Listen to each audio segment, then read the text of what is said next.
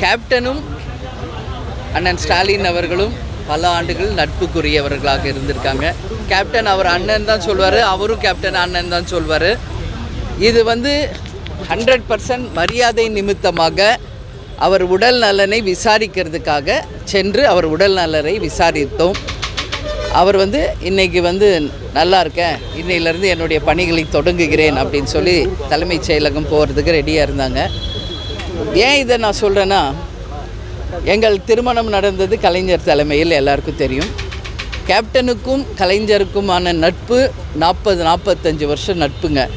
அப்போ இருந்தே அண்ணன் ஸ்டாலின் அவர்களும் கேப்டனோட மிகப்பெரிய நட்பில் இருந்தார். கேப்டன் பலமுறை ஹாஸ்பிட்டலுக்கு போயிட்டு வந்தாலும், அவருக்கு உடல்நிலை சரியில்லைனாலும் உடனடியாக ஃபோன் பண்ணி விசாரிப்பார். நேராக கேப்டனை சந்திச்சிருக்காரு. அதே மாதிரி பல அறிக்கைகளை கேப்டன் குணமாகணும்னு அறிக்கைகள் கொடுத்துருக்காங்க. அதே மாதிரி அவர் ஒவ்வொரு வாட்டியும் மேயராக இருந்தாலும் சரி, துணை மினிஸ்டர் ஆகும்போதும் ஒவ்வொரு வாட்டியும் கேப்டனை சந்தித்து பிளெஸ்ஸிங் வாங்குவார் ஸ்டாலின் அவர்கள்.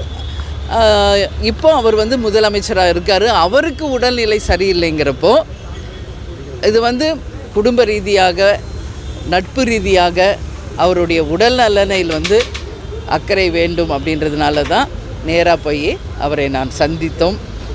எங்களுடன் எங்கள் கழக நிர்வாகிகள் சுதீஷ், பார்சாதி எல்லாரும் வந்தாங்க. ரொம்ப சந்தோஷமாக இருந்தார். நல்லா இருக்கேன்னாரு. சீக்கிரம் நீங்கள் குணமடையணும் அப்படின்னு கேப்டன் சார்பாக, தேமுதிக சார்பாக வாழ்த்துக்களை சொல்லிட்டு வந்தோம். நான் இப்போ தான் அவரை பார்த்துட்டு நாங்கள் எங்கள் தொண்டர்கள் மகிழ்ச்சினா அது எனக்கும் மகிழ்ச்சி தான்.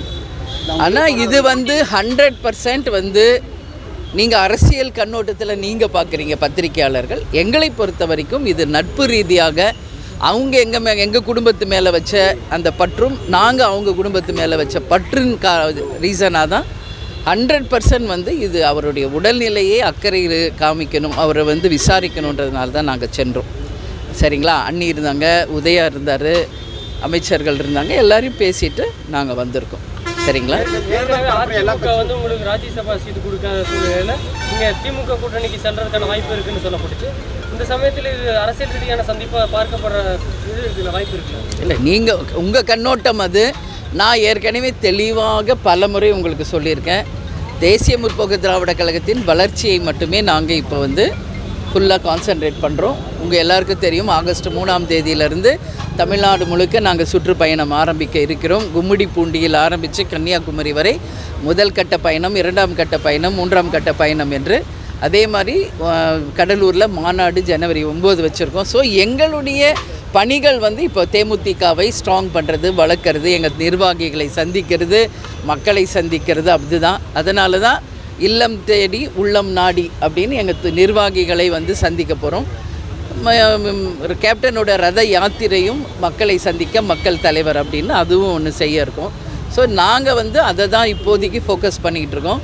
நீங்கள் கேட்குற கூட்டணிகளோ யாருடன் யார் கூட்டணி அப்படிங்கிறதெல்லாம் இது ரொம்ப ரொம்ப ஏர்லி சொல்கிறதுக்கு. நிச்சயமாக அதுக்கான டைம் வரும்போது உங்களுக்கு நாங்கள் அறிவிப்போம். மேம், இது ரொம்ப ஏர்லி நீங்கள் சொல்கிறீங்க. மற்ற கட்சிகள் எல்லாம் இப்போயே அவங்களோட கொள்கை ரீதியான பரப்புரையில் ஈடுபட்டாங்க. நீங்கள் ஏன் ஏர்லி? நாங்களும் தானே ஆரம்பிக்க போகிறோம் 3ஆம் தேதி. கூட்டணி தான் யாரோடன்றது இல்லை. நாங்களும் எங்கள் பயணத்தை, எங்கள் கட்சி வளர்ச்சியை நாங்களும் மக்கள் சந்திப்பு, தொண்டர்கள் சந்திப்பு 3ஆம் தேதி, இன்னும் 2 நாள் தான். அதனால் நீங்கள் பாருங்கள், சுற்றுப்பயணம் ஆரம்பித்த பிறகு தேமுதிகவின் நிலைப்பாடு என்னன்னு. கூட்டணி அப்படின்ற அந்த வேர்டுக்கு மட்டும் இப்போ என்னால் பதில் சொல்ல முடியாது.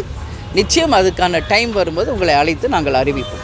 செய்திகளை உடனுக்குடன் தெரிந்து கொள்ள கீழ்கண்ட கேபிள் மற்றும் டிடிஹெச் நெட்வொர்க்குகளில் எம்நாடு செய்தி தொலைக்காட்சியை காணுங்கள். பாதகம் செய்பவரை கண்டால் நாம் பயம் கொள்ளலாகாது பாப்பா. மோதி மிதித்து விடு பாப்பா, அவர் முகத்தில் உமிழ்ந்து விடு பாப்பா. அண்மை செய்திகளை உடனுக்குடன் தெரிந்து கொள்ள இணைந்திருங்கள் எம்நாடு தொலைக்காட்சியுடன்.